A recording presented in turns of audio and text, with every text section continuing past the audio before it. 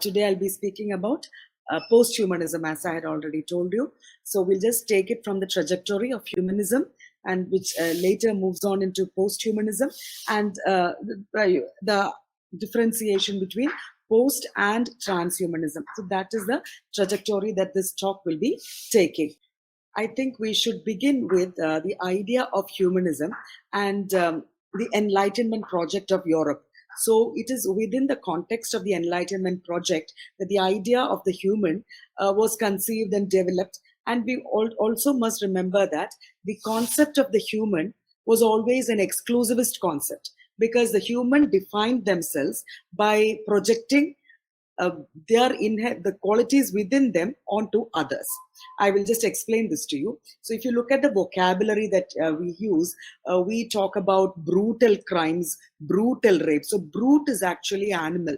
So what we were doing till now was that we were externalizing the internal characteristics of human beings, those characteristics which we found unacceptable, and we transposed it onto animals. So the human was what separated itself from the animal. That which is not animal was human and animalistic, and even what human beings did, the violence in them was externalized and transposed upon animals. So the first part of the separation is already in place. In the second part, what happens is that the human beings look around themselves, and the people in power, particularly when you think about the Eurocentric operations and projections of power, they decide that, the people who are not like them are savages, are brutes. So these, again, the vocabulary, the animalistic adjectives that are being used to other certain people. So this is the way in which this was operating. And the idea of post-humanism is an abstract terminology, and it is a very broad outlook. And if humanism was narrow and exclusivist in concept, post-humanism is very broad, and post-humanism is very inclusive in its ideology. So when we again talk about humanism, we must realize that it was a project of Eurocentrism, and when post-colonial critics look at the entire project of modernity and the universalization of the notions of the human, they realize that the idea of the human served to establish an hierarchy, a hegemonic discourse, which served to establish the white male as the norm, and anything which was non-white and non-male as the other. And the epitome of the best human form was supposed to be found in Da Vinci's the Vitruvian Man. If you Google that, you will find out it's just a diagram, and the diagram shows a representation of a male figure, and the perfection of the male figure is what is found in the Vitruvian Man. So that was supposed to be the human, and everything other that looked different was supposed to be less than human. So this is the basic premise that we are working with, the idea of what it was to be human and how exclusivist and violent it later turned out to be. So today, what does it mean to be human? And now we are not very certain as to what it means to be human, because with technological developments, we are trying to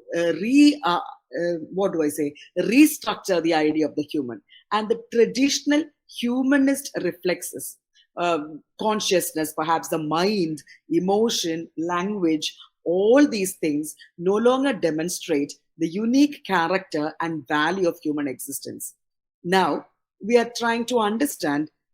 Now, the thing is, it's become a little more complicated. Earlier, it was just the separation between the human and the animal, and later among human themselves, based on an hierarchical structure. Now, with industrialization, it began the idea of the man and the machine. And if you have read your Marx, you will understand this very clearly, because Marx speaks about the alienation factor, where the human beings are separated from their processes of production, and the man becomes alienated.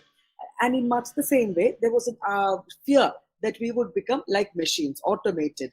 And the entire project of Romanticism was to establish that human beings are completely different from machines. And that is why repeatedly the Romantic writers try to prefigure their, the idea that they are not at all like the machines, and anything that is machinic in them will be eliminated, and that is why they're foregrounding themselves. They're foregrounding the idea of what it means to become human.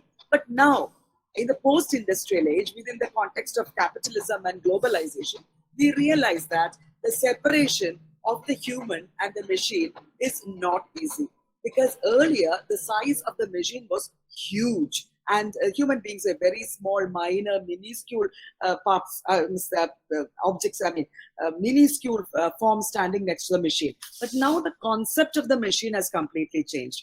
The machine has become ubiquitous. Wherever you look, you find a machine, and machines have become very thin, very, very transparent almost. And machines have come to inhabit the body of the human. All right. So we find that, after you do heart surgery, or even when you wear contact lenses, or you do a laser treatment in your lens, how much of you is human and how much of you is a machine. So the idea that you could separate yourself from the machine is no longer valid. And the idea that we could separate ourselves from the animal was completely proven to be false with Charles Darwin's theory of evolution, because the animal is within us and we are also animals of a different kind. That is it. And there is no species specific superiority, because very clearly human beings are a dependent species. And even if all human beings vanish from the surface of the earth, nothing is going to happen to the earth. The earth will thrive rather, because there won't be any pollution, there won't be any congestion on the streets, there won't be any encroachment into the lives of wild animals. So the earth will become a much better place. But human beings cannot survive with nature, and that is why it is said that we are a very, very dependent species. I think it was the anthropomorphic religions which sort of established an hierarchy which placed the human at the very top. All right, and everything was placed on a scale in terms of their utilitarianism, in terms of how they could be utilized by the human beings. So I think in the 70s and the 80s, when you went into the science classrooms and social studies classrooms, you had this diagram of a food pyramid where the human being was positioned at the very top, and everything else came in a scaled, hierarchical scale on which the human beings found utility in them. But now the idea of the pyramid, the food pyramid, has completely been revamped, and what we find is a web of life. And you have these deep ecologists, Glotfelty and all these people who have written about the symbiotic relationship and the multiple strands of life, and even if one strand of the web is removed, the entire structure will be upset. So we realize that through these projections, we realize that we are one among many species. We have the use of language perhaps, but we are not actually a superior species, and there is no way in which we can separate ourselves from the animal or from the machine. And let me just first explain that. So you have humanism, which is a very, very exclusivist concept. You have post-humanism, which is a very abstract idea in which you figure the human, the animal, and the machine as well. And it is sort of, carrying forward of the basic premises of deep ecology and eco-criticism. Transhumanism, on the other hand, gives a lot of importance to machines and technology and all that, and the dependence of human beings on machines. So that is how we separate these three. You have humanism, you have post-humanism, and you have transhumanism. So the problem is that the moment we hear post-humanism, we automatically assume it to be a connection between the human and the machine. But it is, of course, a connection between the human and the machine, but it is not just that. Transhumanism is the area that focuses just on the interconnections between the human and the machine. I hope that is clear. So what comes after the human? And this word post, you have post-structuralism, post-modernism, post-feminism, post-colonialism, and then you have post-truth. And this is something called the post-human. So post-humanism, we could say, is a discourse. Does it come after the human, or is it a carrying forward of the human? These are things that need to be discussed. So post-humanism, like I said, is an umbrella term. It's a discourse, an abstract discourse, which includes everything that has been and is being said about the figure of the organic system. It outlines the genealogy of various post-human scenarios and engages with both theoretical as well as philosophical assumptions. And it does so by connecting the philosophical debate about the future of humanity with a range of texts. So like I said at the very beginning of the series, this is very, very interdisciplinary. You cannot envisage post-humanism without borrowing heavily from science, from the human science, the biology of the anatomy of the human body, the study of animals, the study of botany. All these things will have to come, and definitely the study of technology. So when you approach post-humanism, you have to break down the disciplinary boundaries. So the question that has been raised is, of which human is the post-human a post? And the word post, like I have already explained, can also mean something which comes after. But when it comes after, it is not a breaking away, but the main features will be still present in the post also. So the recognition of the human status is being questioned, like I said already. Like, in the Western history, the concept of the human was marked by exclusionary practices, and you have sexism. When you look at the idea of the human, you will find very clearly gender apartheid, you have racism, you have ageism, you have homophobia and ableism. The idea that only certain people are fit to be called humans, some other people are less than humans, depending on their physical and mental abilities. So it is multiple forms of discrimination that we have. So slaves, women, people of certain castes, particularly in India, when we talk about post-humanism in the Indian context, we definitely have to talk about caste. And these have all been representations of the margins of the human. And this is you can think of it in a very, very, very powerful manner when you think of order and chaos. So just structure your thinking in that way. When you have a very homogenizing, very exclusionary definition, and you've ordered it there, right? The people are white men, European men, men of this kind, not Jews, not them. These people are the human. And when this discourse is stated, on the periphery, on the margins, you have chaos. And the chaos is very organic, all right? The chaos is that which cannot be disciplined. And that is why they are pushed out, because they do not fit into this homogeneous mold. Please remember that homogeneity is one of the dreams of a fascist regime. So the chaos, the margins. Today we should definitely speak about, the caste marginalization in India, because today is the day when we celebrate the birth of Sri Iyengar, right? And her great social reformer who hasn't been given enough importance, I would say. So where does the chaos begin? Where the chaos begins at the margins, when people like Iyengar protest against this homogenizing discourse of the human, which is very exclusive in nature. So when you think about Dalit studies, when you think about ableist discourses, please do bring in this concept of the homogenization of the human. Okay. So how have the categories of the humans who have repeatedly dehumanized dealt with their idea of the human? So this is again Derridian. You are what you are by marking yourself as what you are not. It is the absence, not the presence. And I'll just quote from Donna Haraway. And just to be very clear here, Donna Haraway, I'm sure most of you know, that Donna Haraway, you would connect her to cyborg, all right? And her initial work was dealing with the idea of the cyborg, human and machine, and the machine within the human. But Donna Haraway herself has moved far ahead of the cyborg. She now talks about companion species. And it is from her notions of companion species where she sees the human just as one among the multiple species in the universe that I take this quotation from.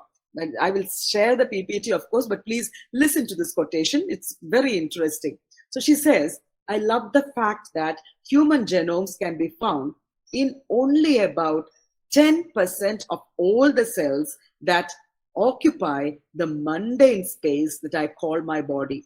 The other 90% are filled with genomes of bacteria, of fungi. And she says, it plays in a symphony necessary to my being alive at all.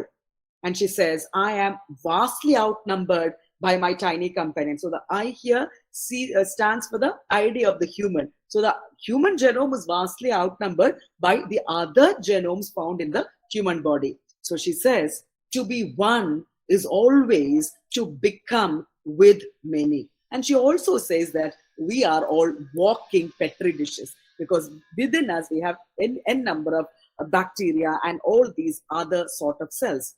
Now, you should actually connect what Donna Haraway says, or this one sentence that she says, where is that? To be one is always to become with many. If you have read Deleuze and Guattari, they always talk about us. They say we are two, and therefore we are multiple, they say. And they never talk about, being fixed in space or being, the origin of the text. No, they talk about a multiplicities of origins. And the beauty of Deleuze and Guattari, their writing, is that they actually practice what they're talking about. And when they talk about pluralisms, the adjectives that they use, the metaphors that they use, and the ideas that they convey, they completely blended with each other. Just like, Shakespeare, I don't know if you've heard of Carroll and Spurgeon, but Spurgeon actually wrote a book about the metaphors in Shakespeare. And it was a very brilliantly written book. And Spurgeon actually points out to the fact that when you take a Shakespearean tragedy, by just looking at the metaphors, you will understand what the tragedy is about, what the content is about. Same thing with the comedy also. She talks about, Hamlet. In Hamlet, rottenness, lies, all these things are used as metaphors. A lot of metaphors are pertaining to this, and therefore you understand that there is some sort of cheating, there is some sort of deceit which is happening. Another set of metaphors is used to mark King Lear. So this is what I'm trying to say. When Deleuze and Guattari write, the structure of their sentences also echo the content of what they are trying to tell you. Okay. So these are the questions that are usually asked when we think about the concept of the post-human. What are the intellectual, historical trajectories that have led us to the post-human? So what has happened to the idea of humanity? And how might we resist the inhumane aspects of our era? Inhumane means that which was transposed onto the animals and the colonial beings, that which is there in all human beings. How do we sort of overcome this? And how has the idea of the post-human affected the practices of humanities today? All right, these are the questions. Now, how do we conceive the contemporary world? So when we talk about the post-human, another term that immediately comes to mind is the idea of the anthropocene. The post-human, the counter figures of environmental catastrophe. That is, one is the Anthropocene, and the corporeal enhancement, which is transhuman neganthropy. This should be juxtaposed and blended. I hope you understand. So when we think of the environmental catastrophe, we talk about the interventions of the human and the time from when humans started intervening and creating an impact, which is a negative impact on the surface of the earth, on nature. That is called the Anthropocene. And on the other hand, the machine is used to enhance the ability of the human. Because when we cannot see clearly, we wear a pair of glasses, cosmetic surgery to enhance the way you look, all these things. So that is enhancement, and that is transhumanism. So both the Anthropocene and the idea of the transhuman are juxtaposed and blended within the concept of the post-human. So, and again, a Foucauldian idea of power. When we talk about power, it was, they were talking about the panopticon and all that. But now we understand that power travels with the speed of electronic signals. So power is instantaneous. There is no deferring of power. Any point of time, the power is very clearly visible. And mobile phones, it is said, may be the last blow to the concept of space, because it is a converging device. And wherever you go, a lot of spaces travel with you. So everything is permeated by ambivalence. So that is a very important thing to note when we talk about post-humanism, because there are no clear-cut definitions left. There is only ambivalence. There is ambiguous social situations. And to interpret the world in terms of categories of good and evil is today both impossible and grotesque.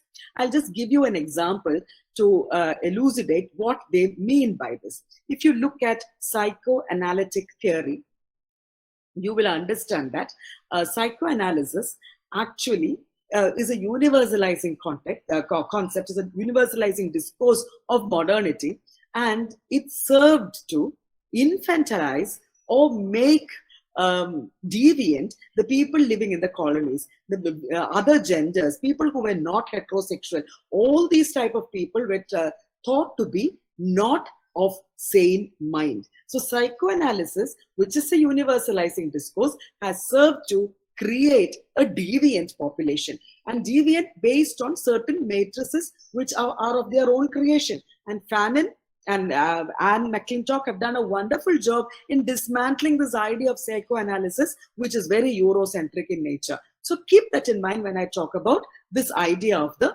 post-human as well. And that is why I said everything is permeated by ambivalence, because you cannot actually have a clear-cut idea as to what is good or bad, what is deviant or what is normal, because these are subject to flux, these are subject to change. At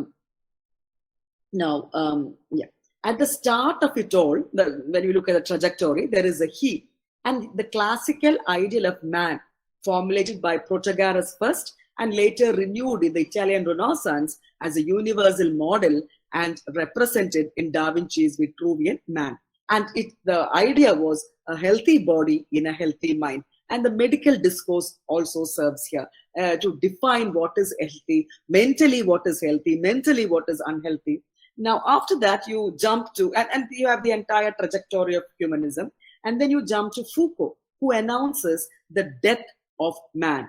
And when Foucault announces the death of man, he formalizes, or he clearly explicates epistemological and moral crisis that goes beyond binary oppositions.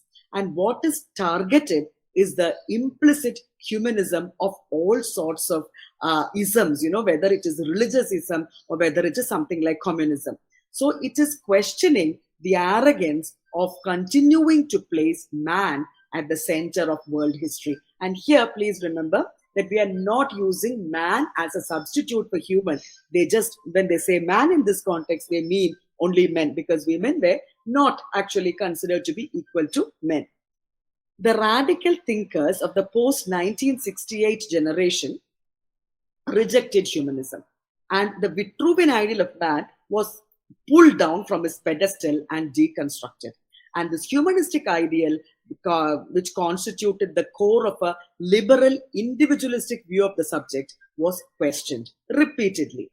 And I think, the first questions regarding the idea of the human, the idea of what it is to be human and what is to be placed on a pedestal, the first challenge comes from two discourses from the margins, from precariats, you could say. Precariats are those who occupy precarious positions in society. And two such discourses, one was post-colonialism and one was feminism. So they actually used the ideas given by post-structuralism. They decolonized themselves and they started questioning this project of humanism, the project of enlightenment. So the first chaos begins, and the first organic thinkers come in from these two contexts.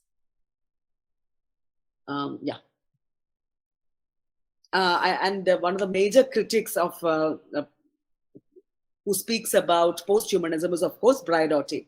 And I quote from Bradotti, "The crisis of humanism means that the structural others of the modern humanistic subject, that is, the structuralist others, that means the people who have been pushed to the margins by the structure of humanism, have re-emerged with a vengeance in postmodernity." So when you come to cultural studies and all that, sometimes there's a feeling that, that's more materialistic, and deconstruction and post-structuralism was apolitical. But within this idea of the deconstruction was a question of these binaries, was a question of challenging hegemonies. So even post-humanism borrows its tools to a certain extent from the idea of post-structuralism.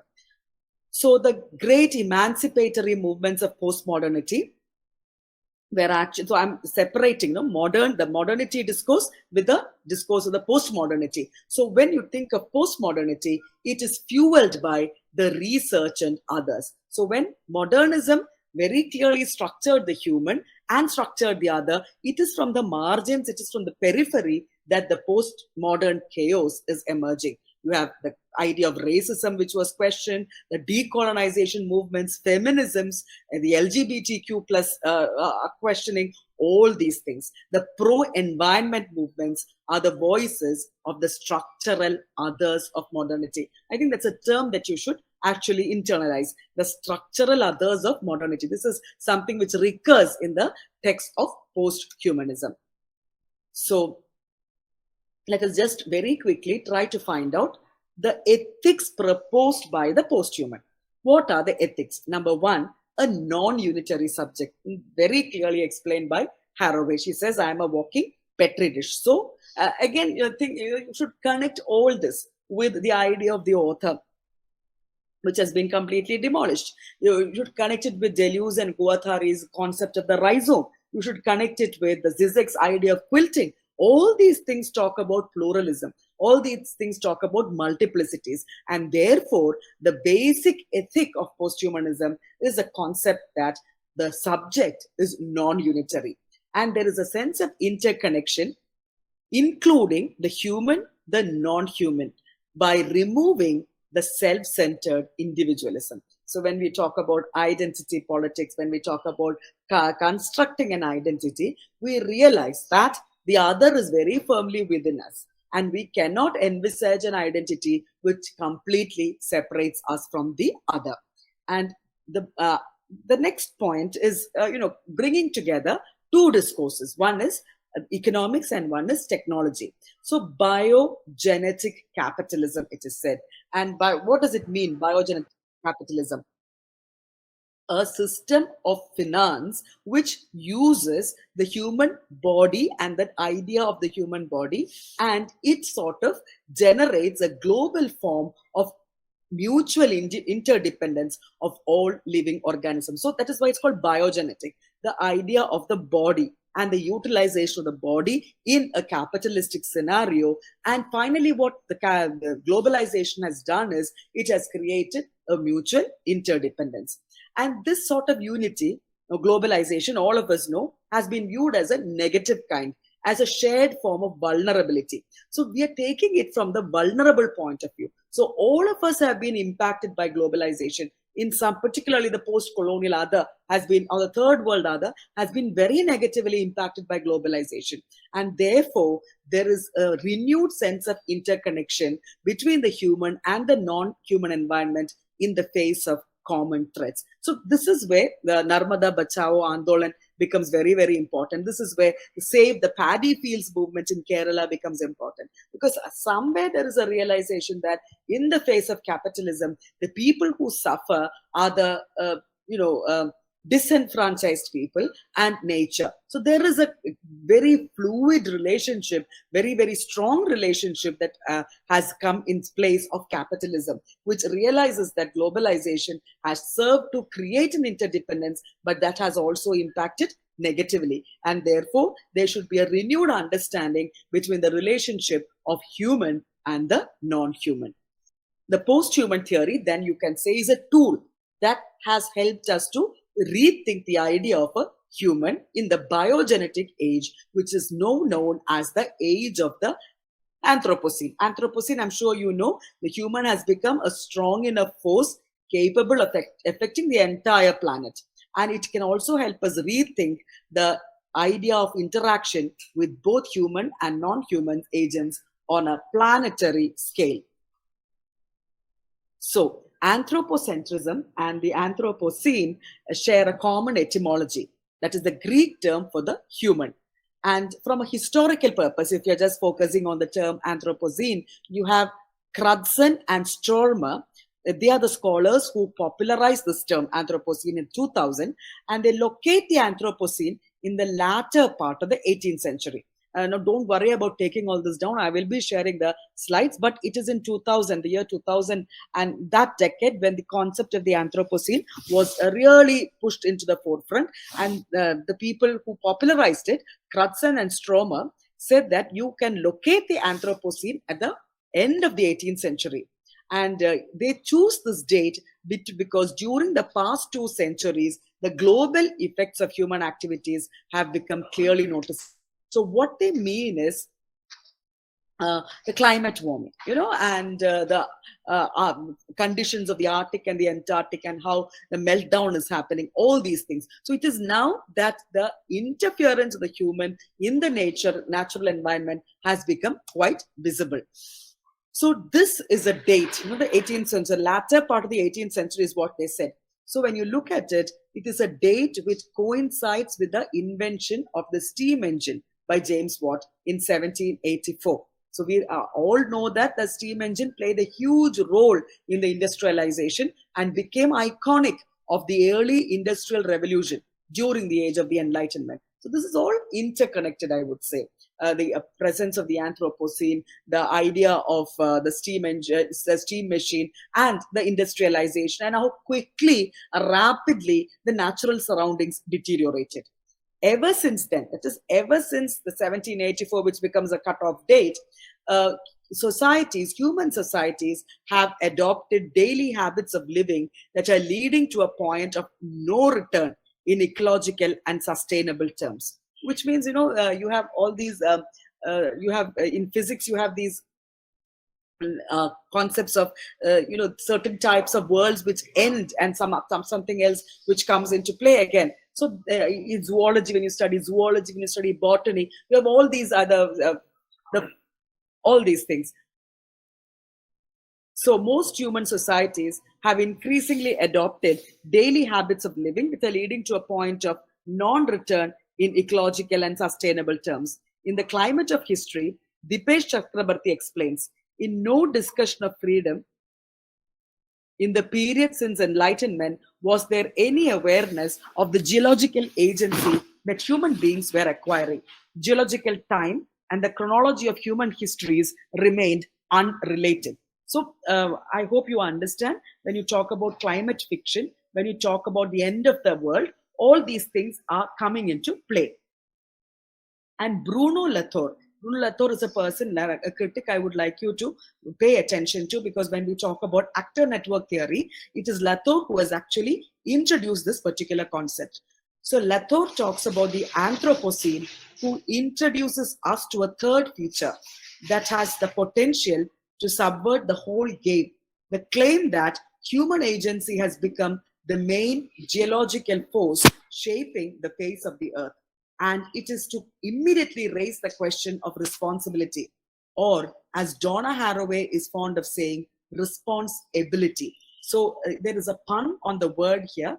If Dipesh Chakrabarty and Bruno Latour have asked us to be aware of the harm that we have caused the environment and to take responsibility, Haraway has actually split the terms. She says response and ability. So how quickly do we respond to these questions? How quickly do we respond to the devastations that have occurred? And how able are we to respond? So that is the cutting of the term responsibility into response and ability. So from a post-humanist perspective, its generalization of the notion of the human is problematic.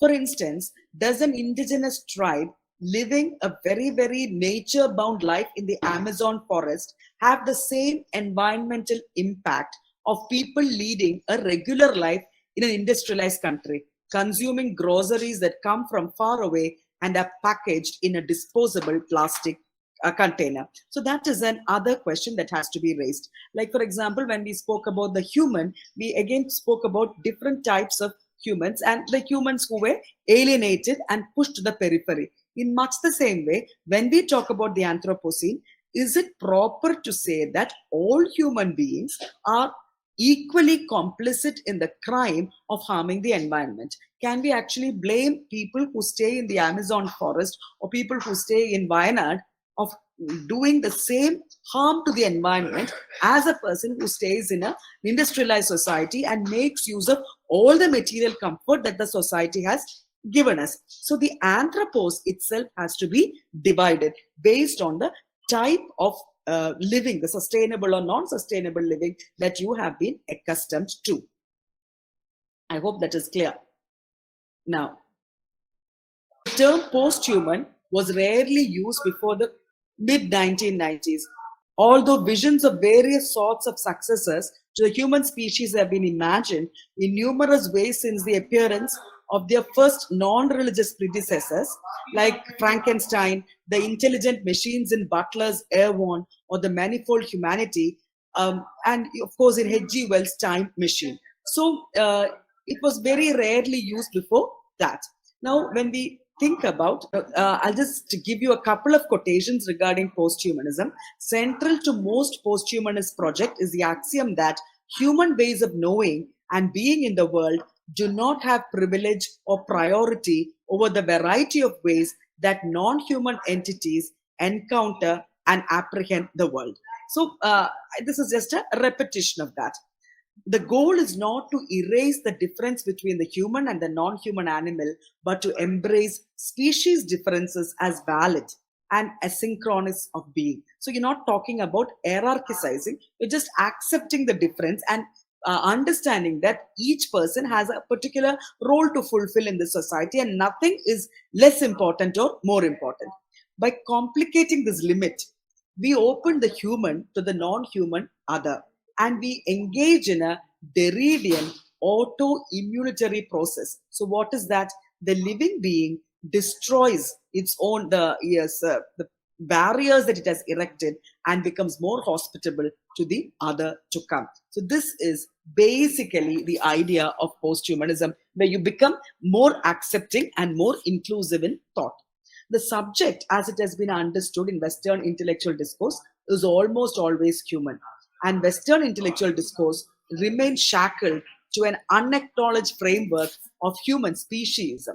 So Wolf says it makes possible the systematic killing of many billions of animals a year for food, for product testing and research. So this is, when you talk about chemical laboratories, medical laboratories which test medicines, we find that, a huge number of animals are put to test and their lives are not considered as important as human beings. Even now, when you look at the way the vaccinations are given, you will realize that certain lives are privileged over other lives. And again, the idea of class comes into being, the idea of age comes into being, the idea of access also comes into question. So everywhere there is this problem of access and the idea of hierarchy. So like I said, we had the idea of the Anthropocene first, and then you think about the advent of animal studies. The irony of animal studies is that they are done from a very, very human perspective, and the species difference come out more specifically there. So but then again, there is a positive aspect to this as well, and the ethical rights codes for animals tend to be based first and foremost on human centrality, and because you're protecting animals only through an indirect relation to human ownership, interest, or likeness. I'll just very, very simple example. In Kerala, when an elephant is killed, it is given huge importance. But that doesn't happen in the case of a wild boar or a deer. This is not considered to be as important as an elephant. There are many questions which can be raised in this context, but it is very clear that certain animals, based on their preferences, the human preferences, are given more importance, perhaps based on the way they are used or the way they are conceived by the human mind. Certain animals are given more importance than the other. So this is also a very, very humanistic or human-centered approach to the idea of animal protection and animal conservation. So the post-human can be seen as an Anthropocene interface. So outdistancing culture's clear-cut division between an active body and its passive, malleable surroundings, we meet a more decentralized distribution of agency in which the natural environment, saturated with technological interventions in all possible scales, from geological ground to earth surface to oceans to plants to air and vacuum, begins to exert a new kind of pressure on the human body. So when we come to the idea put forward by Donna Haraway, she actually brings forward the idea of, I'll give you the spelling of the word. It's actually Cathucene, Chthulucene. It is a society of biological kinships. And she has forgotten the inorganic, including technology. So that is where the idea of the post-human has come within the concept of Donna Haraway. So the human body has always been framed and disciplined with techniques. So again, coming back to the idea of the body, language, skills, rituals, all these things have been used to discipline the human body. And it is mingling with outer and inner technologies. For example, the piercings of the body, glasses, pacemakers, drugs. So this is a complete reworking of the human body. So you have the cultural aspect, which serves to discipline the human body. And on the other hand, you have technology, sometimes used within the body, right? For example, drugs, not the substance abuse, but even medicines. And its anatomical structure for each generation has remained constant over the last 60,000 years. And that is the epoch in which culture sublimated evolutionary practices into environment rather than corporeal change. So what he's trying to tell you is that instead of adapting to the environment, which is what usually human beings do, what we have done for some time now is that we have tried to push the evolutionary pressure onto the environment. We have made the environment adapt to human needs. It begins with agriculture, of course. Okay, so introducing a less destructive reading of the technologically oversaturated Anthropocene environment, a strong version of the post-human would signify that this environment expands into the last pocket of the virginal nature, the inner continent of the human body. So once you have conquered the world around you, you start conquering the body within you. That is the idea that they are trying to put forward. So once the environment has been made to adapt, then the body is also trying to be adapted to become more and more efficient. So I hope you have understood the trajectory. The idea that the human cannot be separated from the animal is one question. The other, that is, and how human beings have impacted nature, which is the concept of the Anthropocene. The second or the next phase is when, after subduing the environment, now the human being has turned attention to himself or herself and is trying to enhance the human body in such a way that it becomes capable of battling multiple sorts of deficiencies. Yeah, so I'll just give you an example here, which might make it very clear. There is a story called The Hopeful Monsters. It is written by Hiromi Goto, Hiromi, Hiromi Goto.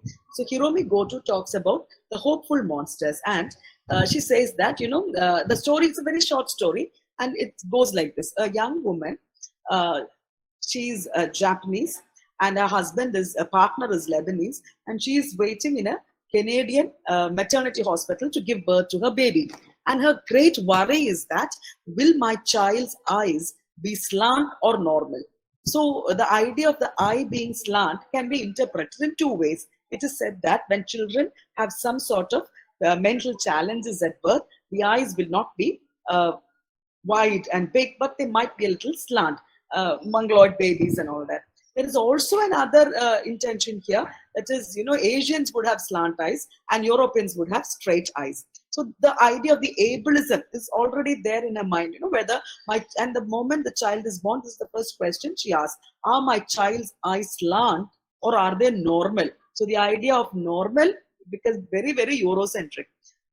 So the doctor comes in and tells her that, yes, your child's eyes are normal. The only problem is the child is born with a tail, T-A-I-L. There's a little tail at the end of the spinal cord. But don't worry, we can cut it off.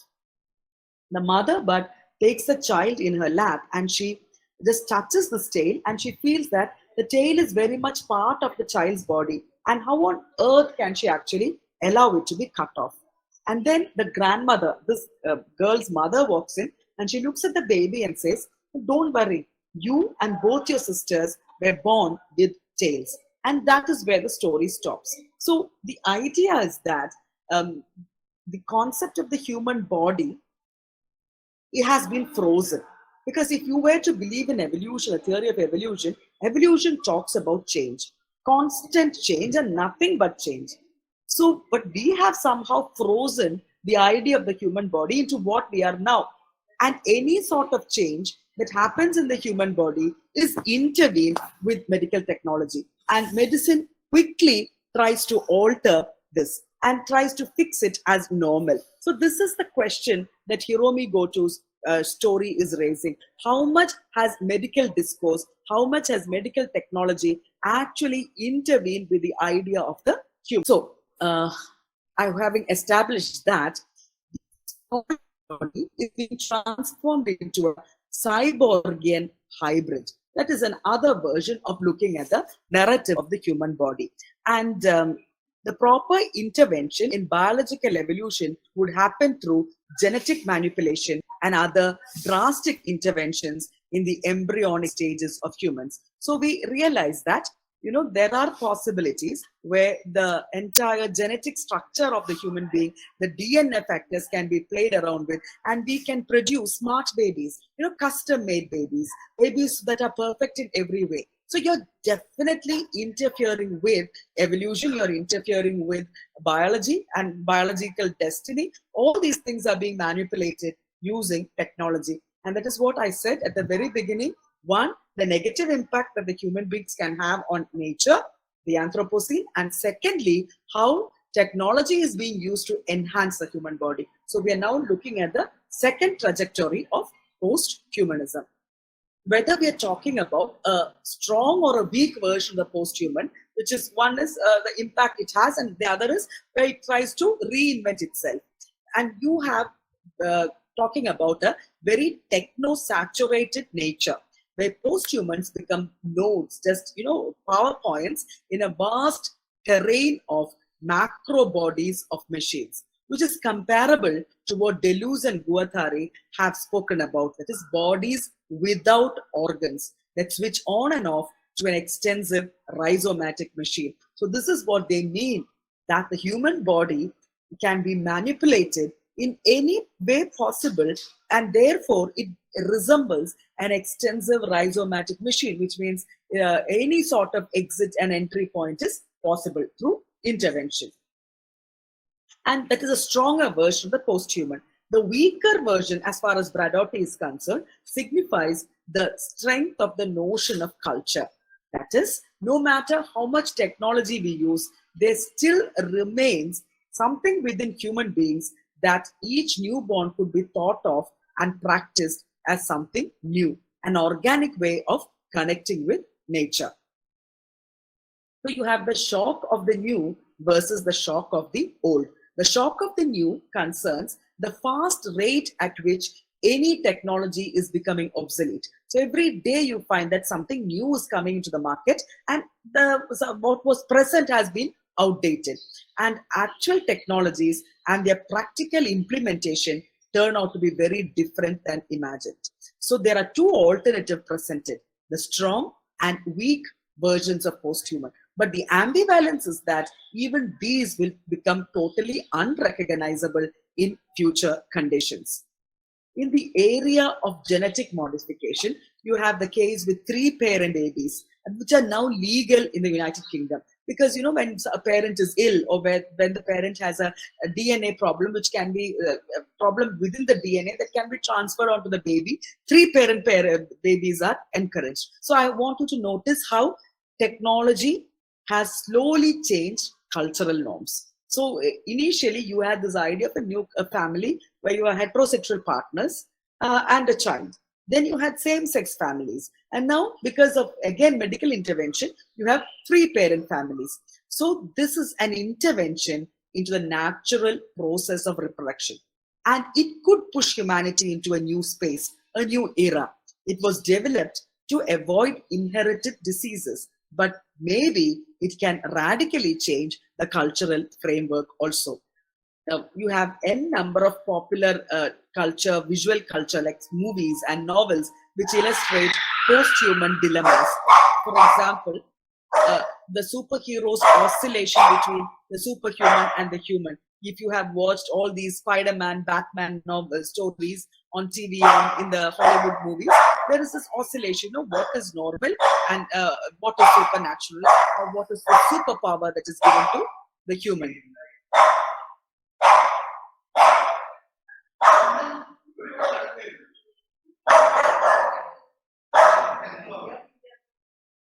So there is a respect for humanist naturalist forms, avant-garde art forms, and performs a post-human alienation of the centers of art, the problematization of the human body and the mind. Um, I don't know if you've watched this movie called The Shape of Water. It actually won one of an Oscar some time ago. Just go back to this movie and watch it, and you'll understand what I'm trying to tell you. It actually talks of a being, not from the earth, not at all like a human being, but this being and a human woman fall in love. And it sort of revitalizes and challenges and questions all our understandings of perfect bodies, perfect human forms, and the idea of romance also. So The Shape of Water is one such movie where in popular culture, such ideas are being entertained. The idea that, the idea of the perfect Romeo-Juliet love stories are now being restructured in different manners. There are several ways in which aesthetics may prepare us for the shock of the new. So how has art, how has literature tried to look at this? These are found in the domain of virtual spaces, including popular culture, literature, and art. These representations are important because very clearly we find a way of imagining future, a very, very different type of future. This is very clearly evident in science fiction as well. And you have Hollywood blockbusters that are filled with superheroes that in various ways are both proper embodiments of post-human figures, pathetic blown-ups of classical machos, as well as fragile, very complex characters. I'll just give you another example of how art is trying to use this idea of the transhuman as well. You have Christian Bach, okay, B.O.K. Bach. He is a poet. And this may sound a little complicated, but I would like you to listen to it because it just gives you an idea of how different forms the act of writing can take. And Christian Bach's Xenotext, X-C-N-O text. It's a 9-year-long attempt to create an example of living poetry. This is not easy. This is quite complicated. You will understand better when I share the PPT, but just listen. So what is the Xenotext? The Xenotext is a short verse, a poem, and it is about language as well as genetics. So he's written a poem about language and genetics. But how has he written it? He's used a chemical alphabet. But what happens is that this poem supposedly in English, is translated into a sequence of DNA, and it is implanted into the genome of a bacterium. And this particular bacterium, it is called radiodurans. It is capable of surviving the most hostile menus without undergoing any sort of mutation. So this is the project of the Xenotext, to create two things.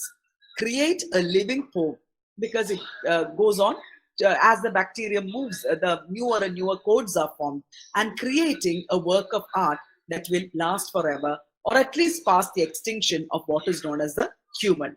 So when translated into a gene and then integrated into the cell of the bacterium, the poem is going to constitute a set of instructions, all of which cause the organism to manufacture a benign protein in response. A protein that, according to the original chemical alphabet, is itself another text. So I have another slide which gives you understanding of what this is. So let's look at the visual culture and the experiments in art that have been taking form as far as post-human aesthetics is concerned. So you have on one hand postmodern art forms, the monstrous, the fragmented, the cloned human bodies. And you also have what I just explained as bio art robot art and digital art, and you have experiments with robotic prosthesis, and you have transgenic art, which rebuilds organisms, including bacteria, plants, and rabbits. Now, all these things are available on Google, and if you just sort of type in these things, you will be able to see what I am talking about.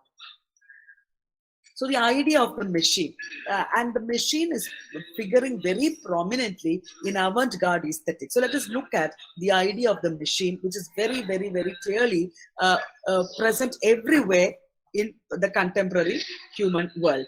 So Heidegger finds that in the Greek art of technology, techne, T-E-C-H-N-E, is generally translated as art, skill, or craft. And technology and art were very closely related. I hope you understand. The etymological term of technology could be translated, the Greek word could be translated as art or skill. And for the Greeks, it was not technology alone that bore the name techne, art also was called techne. Therefore, Heidegger argues that the relationship between art and technology has always been present in technology. And even when the concept of technology has been positioned as opposite to art, opposite to the artistic aesthetic sphere, this is not really the question, because the idea of the machine was already always implicated in the idea of aesthetics also. And then from there, from technology, we move into something called high tech.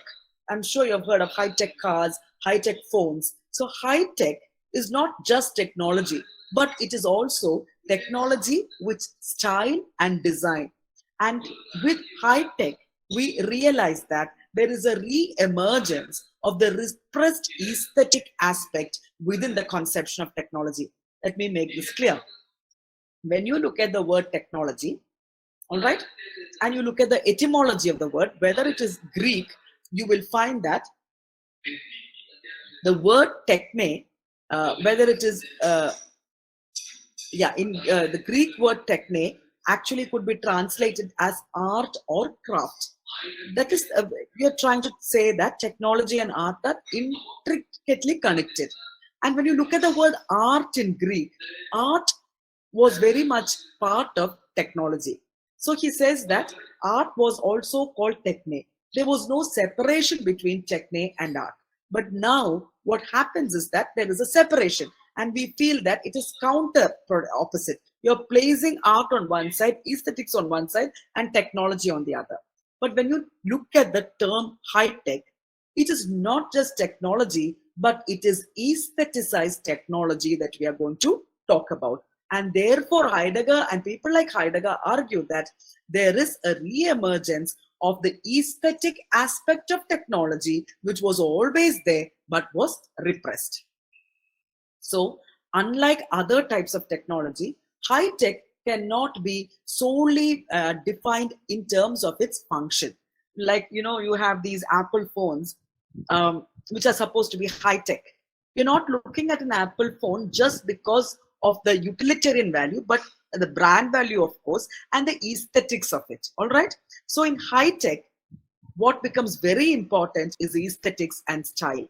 This concern with the representation and style displays itself not only in the design of the object itself, but also into the practice of imparting a high-tech look to objects that are not in themselves highly technological.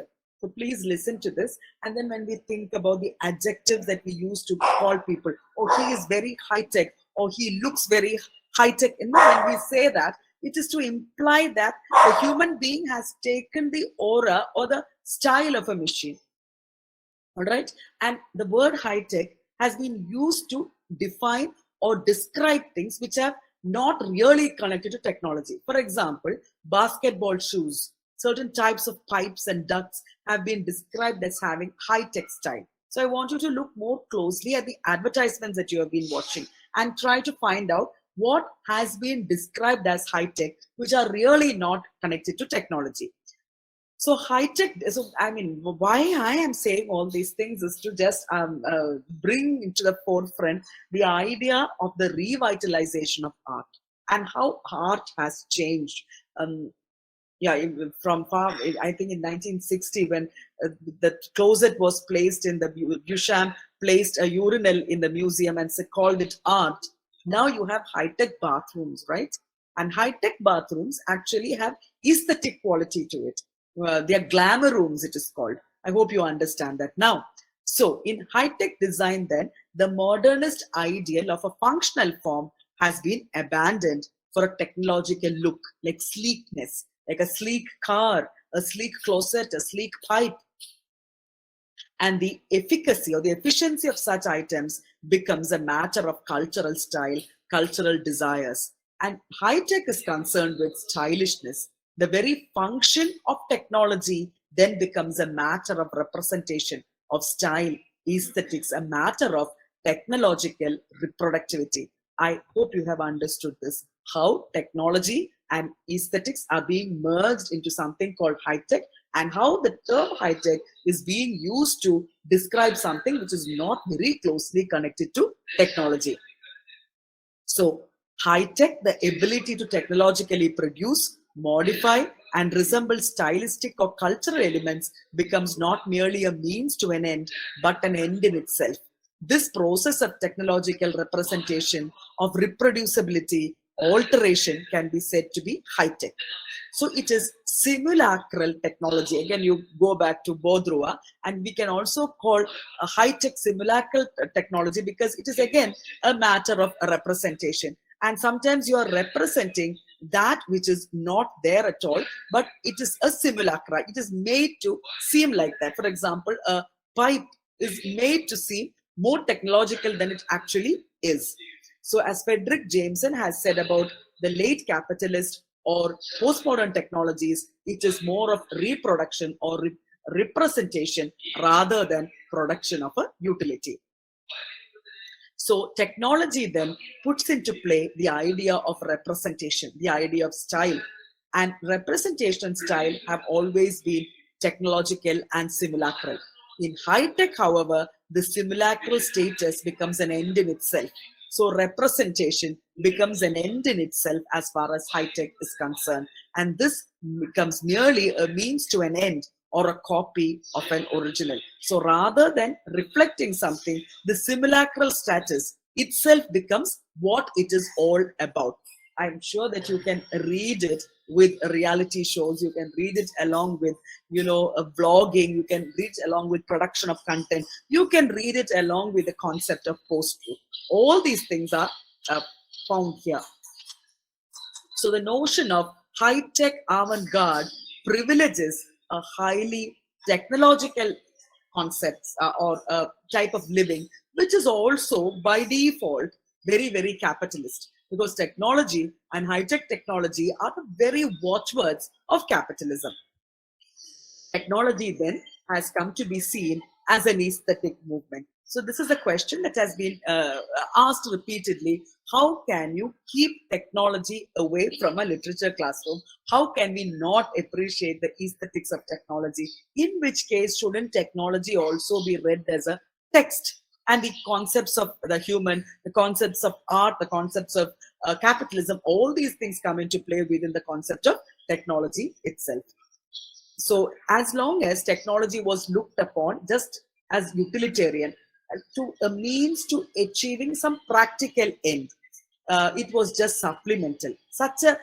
And anything other than that, you have utilitarianism on one hand. If it looked good, fine, but looking good was not important. The aesthetic appearance of the technology was not very important. But now the supplemental value, I hope you understand. The supplemental value is the aesthetics of technology. And now what was considered to be, if you use Derridian word, the supplementarity, now that has come to the forefront. What is that? The idea of the aesthetics of the technology itself has value in its own right. It was viewed as a kind of fetishism. I hope you understand what fetishism means. Fetishism was actually taken from anthropology, from Freud actually, when Freud speaks about, the sexual desire, and he speaks about, ancient people who actually transferred their desires onto an inanimate object, maybe totems and taboos that they were called, and worship practice of worship also began when they worshipped inanimate objects, giving it some abstract ideas, transposing it onto it. This idea of the fetish was used by Marx. Marx termed it commodity fetish, and he found it very, very urgent to talk about such a fetish in the world of commercialization and industrialization. And he speaks of commodity fetish because he says, now it is now that people are starting to attach value to commodities, because that gives them a sort of value, that it adds to their value. And when you buy a particular watch, all watches are the same, but branded watches are different, they say. It all tells the time. But the fetish, the idea of owning a branded product, is what Marx termed as a commodity fetish. And you may, if you look at advertisements, if you buy a diamond, it means that you are wealthy. And therefore, when you gift this diamond to somebody, it means that you're really in love with it. So love, which is a very, very abstract emotion, is concretized in terms of a commodity. And then you're attracted to this commodity, and that is what has been called commodity fetish. So now what are we doing? We are fetishizing technology itself. And this is very, very inherent to the notion of the concept of high tech. In other words, high tech, by its very definition, is fetishistic. So engineering and mass production come to be seen as models for new artistic production. And one of the most popular means of representing this relation has been to figure the human subject as immersed in a vast and inescapably complex technological space. I'll just stop here for a minute and give you an explanation. Now look at the way an automobile is advertised. The car is advertised, when you, if you pay attention, the car is always, when you find these huge multi-utility vehicles, you almost always find these vehicles in the midst of nature. The car will be alone on the road, perhaps. You never see a car getting stuck in a traffic jam. You never see the petrol consumption, the fuel consumption. You never see the negative impact of pollution. You only see a car within the verdant nature. So you're fetishizing this entire idea of the automobile, and you're giving it a sleekness, and the way it is, there's almost a sexual allure to the way in which an automobile is advertised. I think and you have a voice also. Siri, for example, it has a voice. So technology which has a voice, the voice which sounds seductive. So the idea of the fetishishness is quite clearly visible here. All right. And that is what I'm trying to talk about when I say that high tech itself is aestheticized, and the utilitarian aspect is not focused upon, rather the aesthetic value is focused upon. And fetish is almost always connected with the sexual desire. And if you look at it, the commodity is also presented in a manner that affords a sort of gratification. The adjectives that are used maybe actually used to describe a human being as well. So these are areas in which a lot of studies can be done when you're sort of trying to humanize machines.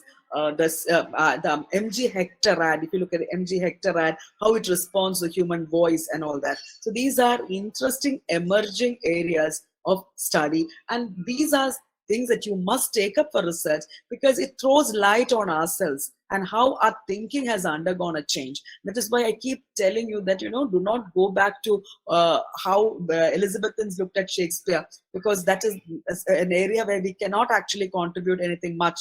But when we look at these ideas from the context of the Indian subcontinent, very, very clearly imbricated within our idea of globalization, capitalism, and the Indian cultural context, and how technology is being positioned here.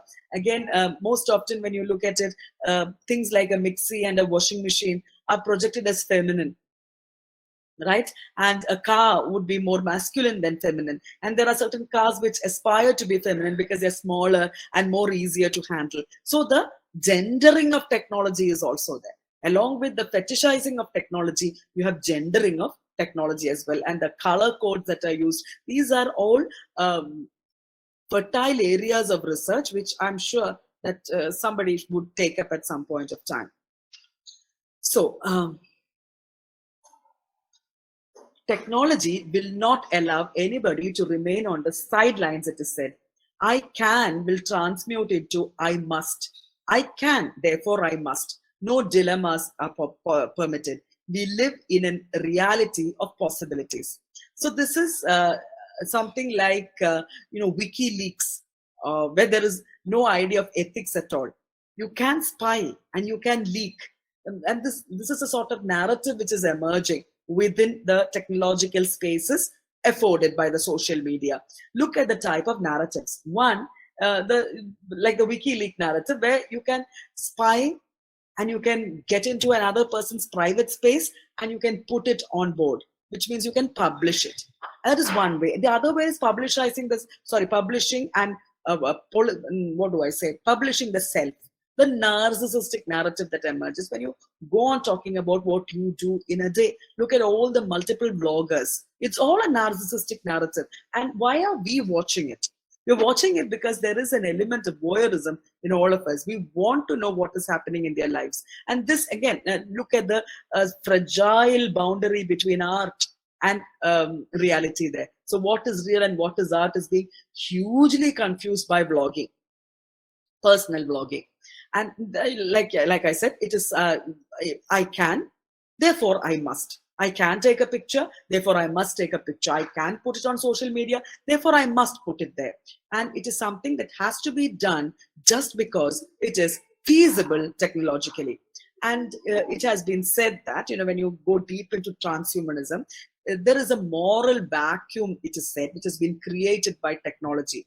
The problem for such a consciousness is not the legitimacy of power, but the quantity of power. And where there is more financial power, where there is more political power, it still has both a name and a geography, even though we have long ago arrived in a world where evil is weak and powerless, it seems, but it is dissipated along a huge, disseminated rather, along a huge number of tracks. So when we talk about this new code of morality, this voyeurism which I spoke about, this idea of publishing the self, not just publishing, what do I say? Popularizing the self, that's the word I was looking for. There are different manifestations of what can be called evil. One is insensitivity to human suffering. And this is nothing new. I know you must be remembering the Pulitzer Prize winner who took a picture of a child in a famine-stricken African country about to be eaten by a vulture. So that was insensitivity to human suffering because you wanted to push it on board. You wanted to publish it. And the desire to colonize privacy by taking away a person's secret, that's something which should never be talked about and made public. So that was, in a sense, what WikiLeaks was all about. That which was meant to be in the private space of an individual was taken out and pushed into the public domain. The use of another person's life, intimacies, lives and experiences can be seen as a symptom of insensitivity on one hand. On the other, the publishing of the self. So the tech noir, it's a pastiche form that surrounds the viewer in movies like the RoboCop, in Blade Runner, and novels written by William Gibson. You have this idea of the evil that is provoked by technology and this bewildering immersion evoked by the hyperspaces within the transhuman realities. So in both cases, space is represented as a kind of mutation. In both cases too, it is viewed as explicitly a technology, not in sense of a stable space. All right. So yes.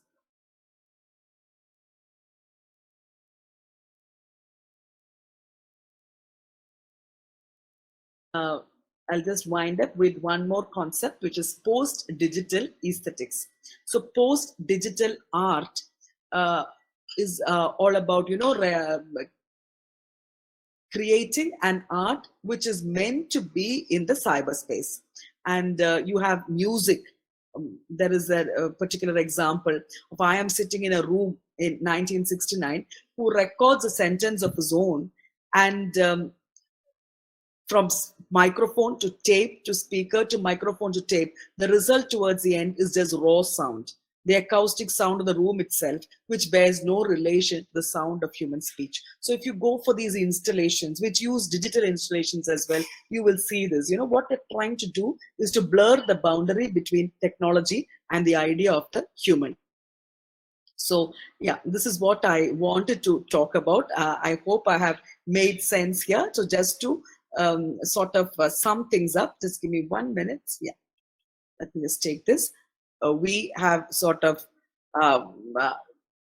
conceived of what posthumanism is.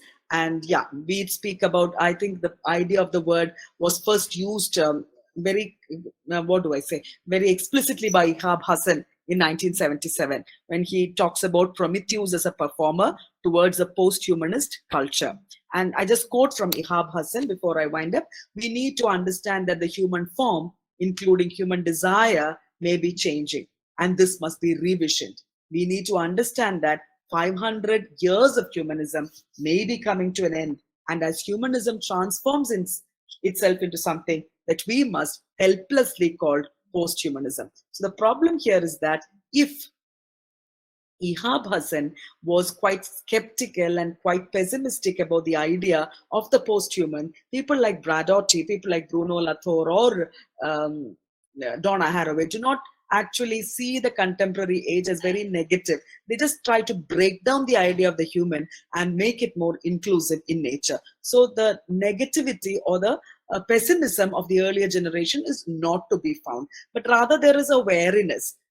Like Donna Haraway said, the responsibility, the ability to respond and to behave responsibly. So it is, there is, and let me make it this very clear, inclusive in nature, ethically bound, very abstract in concept, and changing. It welcomes change. You cannot actually define posthumanism. This is posthumanism, and something else is not. No, that is not the way it works. It embraces change and it evolves as it goes on. And that is why I'll be talking about nomadic theory tomorrow, which helps you to structure these notions of posthumanism in a particular manner. So, like I said, you can have the idea of the posthuman, and which encompasses technology as well. But when you talk about the transhuman, that only talks about the idea of the human and the machine. So you bring in the idea of the high tech, you bring in the idea of aestheticizing and fetishism, and you have a very complicated arena. So you are not only controlling this environment around you, you're also controlling the human body as well. So this begins from a very early age, when you talk about birth control, when you talk about creating babies with perfect DNAs, when you talk about having free parent babies, all these things are manipulating the evolution of human beings, the biological changes that have come across human beings. There is clear manipulation here. So yeah, where is that?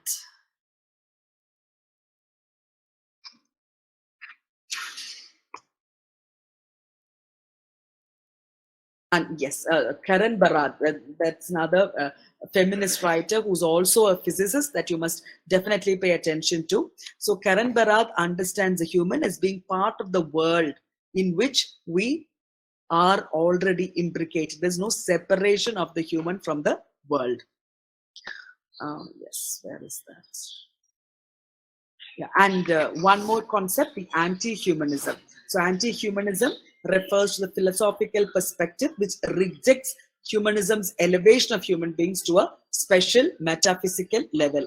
So anti-humanism opposes any abstract concept like human nature and posits that humans are not rationally autonomous subjects. So another term, post-humanism, transhumanism, and anti-humanism. Anti-humanism denies any importance or elevation that is given to humanism or human nature.